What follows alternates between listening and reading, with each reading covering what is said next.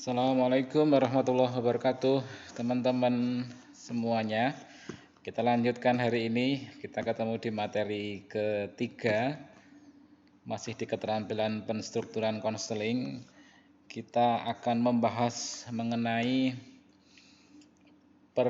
preskripsi preskripsi dalam konseling. Ini kita berikan pada anak yang sedang kita konseling pada akhir sesi konseling.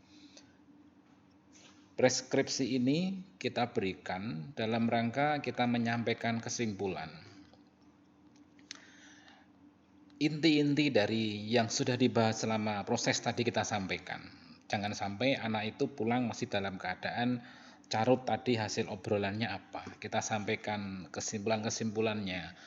Tadi kamu mengalami masalah ini, masalah itu cukup membuat kamu kalut, kemudian alternatifnya tadi ini, kamu memilih ini, kemudian akhirnya habis ini kamu akan melakukan ini, gitu. Kita sampaikan kesimpulan ini, Bapak Ibu. Yang kedua, kita juga pasti menyampaikan apa yang harus dilakukan sama siswa itu. Misalkan si Yuni yang tadi kita ilustrasikan dia dekat dengan anak SMK yang sebenarnya mengganggu belajarnya.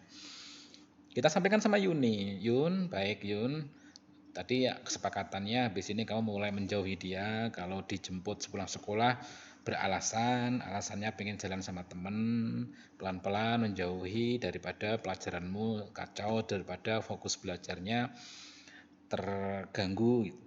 Hal-hal apa yang dilakukan oleh seorang konseling setelah selesai sesi konseling itu kita sampaikan di dalam preskripsi ini ya Pak Ibu. Kemudian yang ketiga, rencana pertemuan kembali ini juga kita sampaikan. Kita bisa ketemu kembali Yun? Iya Bu, nanti jadi kita ketemu kembali. Ibu pengen tahu perkembangannya, itu ya Yun ya. Ini kita sampaikan tadi. Bila perlu waktunya, kita ketemu kembali kapan? Selasa ya Bu ya.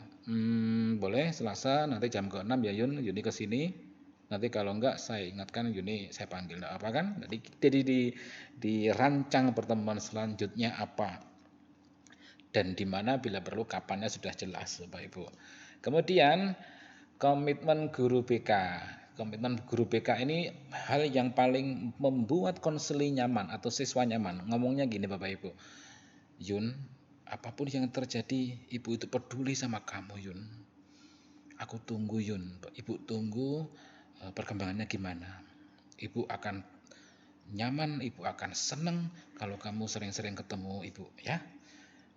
Ibu akan selalu ada di sisimu dalam menghadapi ini. Tenang saja. Nah, komitmen kayak gini yang membuat siswa si Yuni tadi merasa nyaman. Aku ada yang menemani, aku ada yang memotivasi, aku ada yang mendorong melalui ini. Nah, gitu Bapak Ibu. Ini konten-konten preskripsi di akhir konseling Bapak Ibu yang membuat siswa atau anak didik kita sebagai konseling tadi merasa nyaman. Saya pulang ada hasilnya ini, saya pulang harus melakukan ini, saya pulang akan ketemu lagi mencapai target ini, saya keluar dari ruang BK, ibu ini adalah selalu ada di sisiku, dia sudah berkomitmen. Keren ini Bapak Ibu. Selanjutnya Bapak Ibu, transkripsi ini ada beberapa fungsinya Bapak Ibu. Kadang kita mengabaikan ini. Kadang kita jadi guru BK, dah gitu ya, sana masuk kelas lagi, masuk lagi ya, cium tangan. Nah, selesai. Itu konseling pendekatan Gatot Kaca itu, Ibu. Tapi konseling kita kan beda. Konseling kita itu ketika di akhir konseling kita berikan preskripsi karena ini fungsinya banyak. Di antaranya adalah pertemuan konseling berikutnya itu didamba oleh anak itu. Gitu loh. Karena ada perencanaan untuk ketemu lagi. Anaknya pun juga mendamba, wis, Selasa aku ketemu lagi. Akan aku ceritakan perkembangan masalahku. Ini penting ya Pak Ibu. Pentingnya karena bagi seorang konseling atau siswa anak didik kita dijanjikan untuk ketemu lagi itu luar biasa kan Bapak Ibu. Kemudian yang kedua, fungsinya tercapai target konseling. Kenapa tercapai? Tadi di akhir kita kan memberikan gambaran pada Yuni. Yun kamu harus ngapain? Habis ini kamu harus gini. Jadi target konseling itu jelas.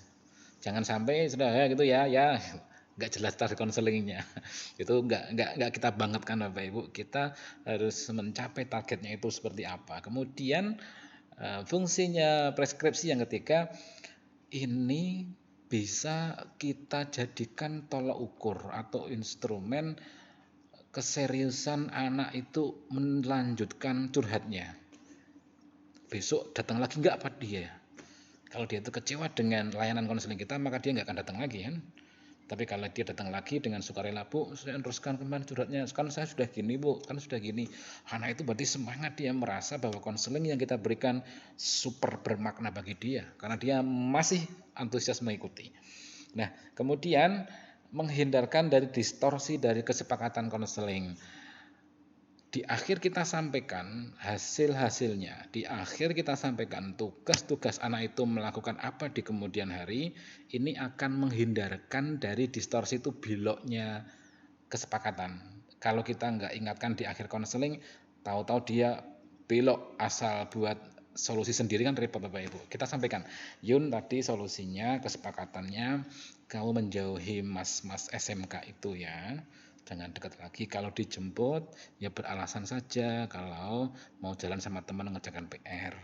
Kalau malam WA atau chat jangan direspon, jangan selalu direspon sehingga seperti memberikan harapan.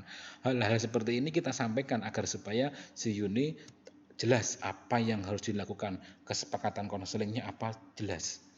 Dan yang terakhir, kenyamanan peserta didik. Saya ulangi, di akhir konseling kita hanya gitu ya, itu mau kerja nih, sana, nanti lagi, udah besok lagi. Itu peserta didik kayak diusir, tidak ibu kayak nggak penting banget sih. Tapi kalau Yun, besok kita ketemu lagi ya. Bahkan terakhir dikasih kata-kata gini, Yun, ibu selalu ada buat kamu, kapanpun wes. Ini masalahmu tuh serius. Jangan pikir ibu itu menganggap sembarangan, ini masalahmu serius dan ibu siap bantu sampai tuntas. Ini yang membuat serta didik akan nyaman mengikuti konseling selanjutnya Bapak Ibu. Ini fungsi preskripsi dan saya yakin Bapak Ibu sudah sering melakukan hal ini, hanya saya mempertajam agar supaya ini selalu dilakukan di akhir konseling Bapak Ibu. Bapak Ibu, demikian untuk sesi hari ini 3 materi sudah saya sampaikan bagaimana keterampilan kita menstrukturkan konseling dari mulai menjadwalkan dengan rapi, tapi itu alternatif Bapak Ibu. Kemudian yang kedua, bagaimana konseli atau siswa yang kita panggil dan tidaknya. Kemudian yang ketiga ini bagaimana mengakhiri konseling dengan baik. Terima kasih, saya akhiri. Bapak Ibu, selamat mengerjakan LK yang nanti akan di-share oleh panitia. Saya akhiri. Assalamualaikum warahmatullahi wabarakatuh.